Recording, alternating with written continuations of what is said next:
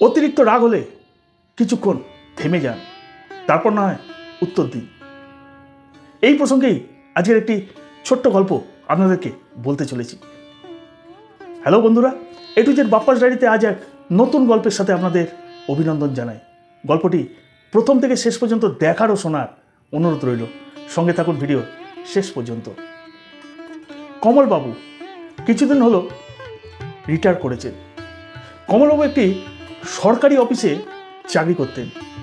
রিটায়ারমেন্টের পর সমস্ত পয়সা কড়ি যা পেয়েছিলেন সব কিছুই উনি পোস্ট অফিসে রেখেছিলেন। কমলবাবু একদিন সেই পোস্ট অফিসে একটি ফর্ম জমা দেওয়ার উদ্দেশ্যে রওনা দেয়। কমলবাবু অনেক সকাল সকালই বেরিয়ে পড়েছিলেন পোস্ট অফিসের উদ্দেশ্যে যাওয়ার জন্য।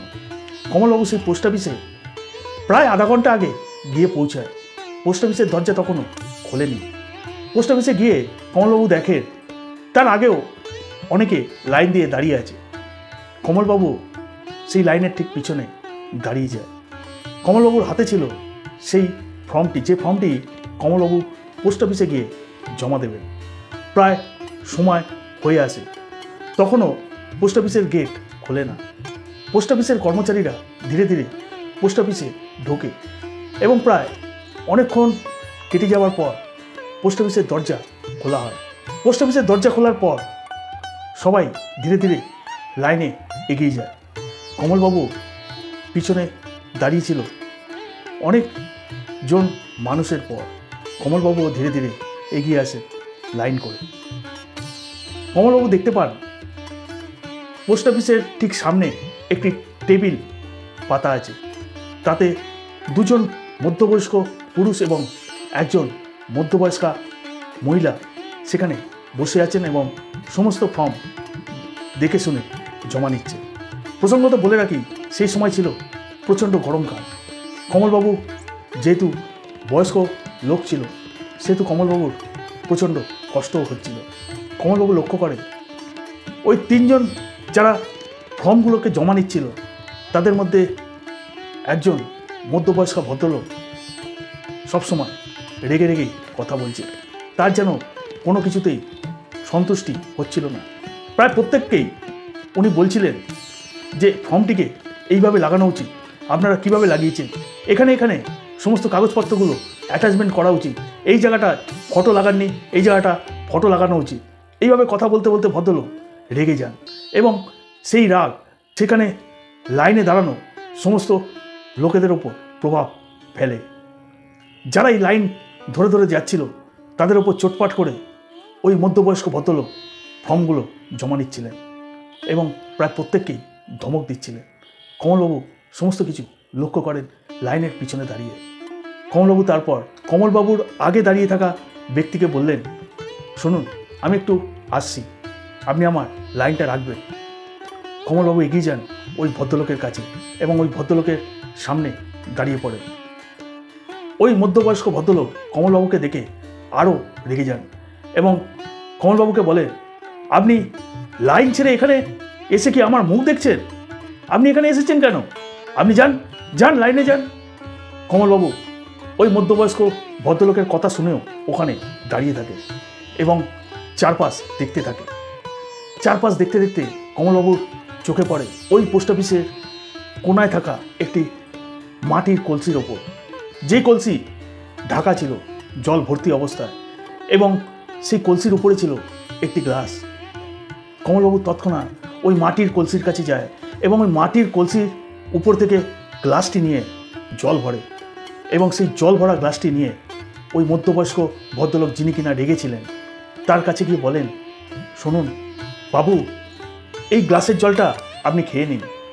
কমলবাবুর হাতে জল ভরা গ্লাস দেখে ওই মধ্যবয়স্ক ভদ্রলোক আরও রেগে যায় এবং তিনি কমলবাবুকে বলেন, আপনি কি ভেবেছেন, আপনি কি বোঝাতে চাইছেন, আপনি এখান থেকে যান।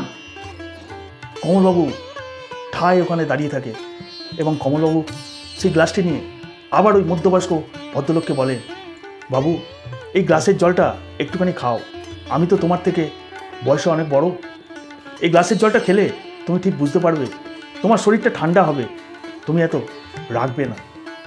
ওই মধ্যবয়স্ক ভদ্রলোক তারপর বুঝতে পারল এবং ওই মধ্যবয়স্ক ভদ্রলোক তখন কমলবাবুর হাত থেকে জল ভরা গ্লাসটি নিজের হাতে নিল এবং নিজের হাতে নেওয়ার পর ওই জলটি উনি পান করলেন এবং পান করার পর গ্লাসটি টেবিলের ওপর রেখে দিলেন। তারপর কমলবাবু ওখান থেকে যেখানে নিজের লাইন রেখে এসেছিল সেখানে গিয়ে দাঁড়িয়ে পড়েন এবং তিনি লক্ষ্য করেন ঠিক তারপর থেকে ওই মধ্যবয়স্ক ভদ্রলোক আর কাউকেই রেগে কথা বলছে না। তারপর কমলবাবু সেই লাইনে আসে, তারপর কমলবাবু তার কাছে আসে এবং তিনি খুব ঠান্ডা মাথায় কমলবাবুর ফর্মটি জমা নেন। কমলবাবু ফর্মটি জমা দিয়ে বাড়ি চলে যান। ঠিক রাত্রির বেলা কমলবাবুর ফোনে একটি আননোন নাম্বার থেকে ফোন আসে। কমলবাবু বুঝতে পারে না এই ফোন নাম্বারটি কার, তবুও কমলবাবু ফোনটি ধরে এবং ধরে বলে, হ্যালো, কে বলছেন? ওপাশ থেকে ফোনেতে আওয়াজ আসে, দাদা আমি বলছি, আপনি তো আমাকে পোস্ট অফিসে জল খাইয়েছিলেন, তাই আপনাকে আমার ফোন করার ইচ্ছা হলো। আপনি যে ফর্মটি পোস্ট অফিসে জমা করেছেন সেখান থেকে আমি আপনার ফোন নাম্বারটি নিই এবং ফোন নাম্বারটি নিয়ে আপনাকে ফোন করছি। দাদা, আপনার ওই এক গ্লাস ভর্তি জলেতে সত্যি একটা জাদু আছে। এপাশ থেকে কমলবাবু কিছু বুঝতে পারে না, কি বলছেন কি? আমি তো আপনাকে এক গ্লাস ঠান্ডা জল খাইয়েছি, তার জন্য এটাতে জাদুর কি হলো? তখন ওপাশ থেকে ফোন ধরা ভদ্রলোক, অর্থাৎ ওই মধ্যবয়স্ক ভদ্রলোক কমলবাবুকে বলল, দাদা আসলে জানেন তো, আমি যখন অফিস বেরোচ্ছিলাম তখন আমার মা এবং আমার বউয়ের মধ্যে প্রবল অশান্তি শুরু হয় এবং খুব চেঁচামেচি হয়। তার জন্য আমি মাথা ঠিক রাখতে পারিনি, আর ওখানে গিয়ে সমস্ত লোকেদের সাথে আমি খারাপ ব্যবহার করেছি।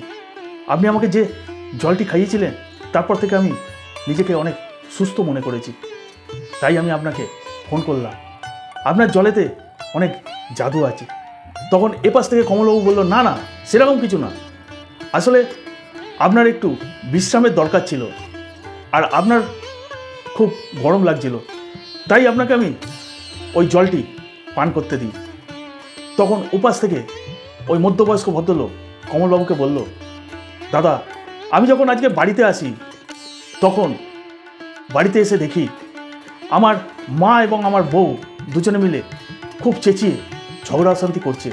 ঠিক সেই সময় আমি বাড়িতে ঢুকি এবং বাড়িতে ঢুকে আমি আমার ব্যাগটি রেখে 2 গ্লাস ঠান্ডা জল নিয়ে দুজনকে দিই এবং দুজনকে দিয়ে বলি, এই গ্লাসের জলটা তোমরা দুজন পান করো, তাতে দেখবে তোমাদের এই চেঁচামেচিগুলো কমে যাবে এবং তোমরা ভালোভাবে কথাবার্তা বলবে। সত্যি ওই সময় আমি যে জলের গ্লাস দুটো নিয়ে দুজনকে দিয়েছিলাম, তারপর থেকে তারা দুজনে খুব ভালোভাবে থাকা শুরু করে এবং খুব ভালোভাবে বন্ধুর মতো তারা দুজনে কথাবার্তা শুরু করে। তাই আমি ওই 1 গ্লাস জলকে জাদুর জল বলা শুরু করেছি।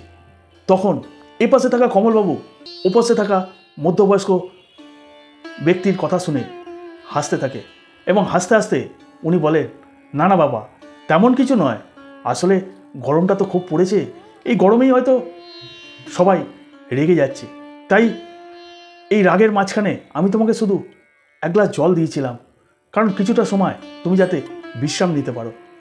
তারপর তুমি আবার কাজ করলে, তাতে করে তোমার ওই রাগটা কমে গেছিল। আর আমার এই জল দেওয়ার জন্য যদি তোমার পরিবার খুশি হয়ে থাকে বা তোমার পরিবারে যদি সুখ আনতে পারি, তাহলে আমি খুবই ভাগ্যবান নিজেকে মনে করি।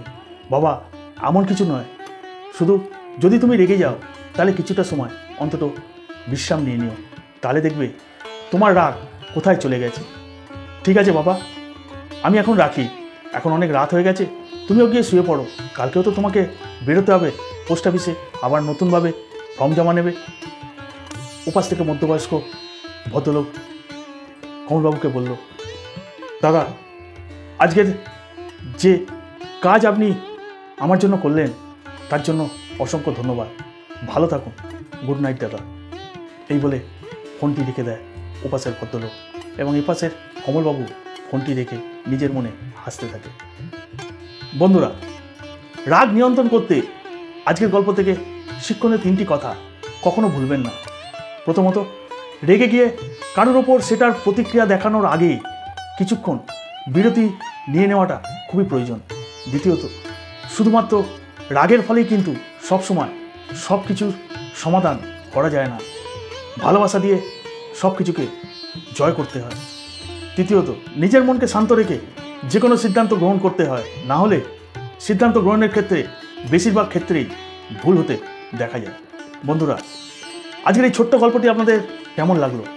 যদি আজকের এই ছোট্ট গল্পটি আপনাদের ভালো লেগে থাকে, যদি এই ছোট্ট গল্প থেকে আপনারা একটু হলেও শিক্ষা পেয়ে থাকেন, আর যদি এই গল্পটি আপনাদের মন ছুঁয়ে থাকে, তাহলে অবশ্যই আজকের এই গল্পটিকে একটা লাইক করুন, কমেন্ট করুন এবং শেয়ার করুন। আর যদি চ্যানেলে নতুন হয়ে থাকেন তাহলে সাবস্ক্রাইব করতে ভুলবেন না, আর পাশে থাকা বেল আইকন টিপে অল করতে ভুলবেন না। আজ এই পর্যন্ত। ভালো থাকুন, সুস্থ থাকুন, ঈশ্বর আপনাদের মঙ্গল করুন। নমস্কার।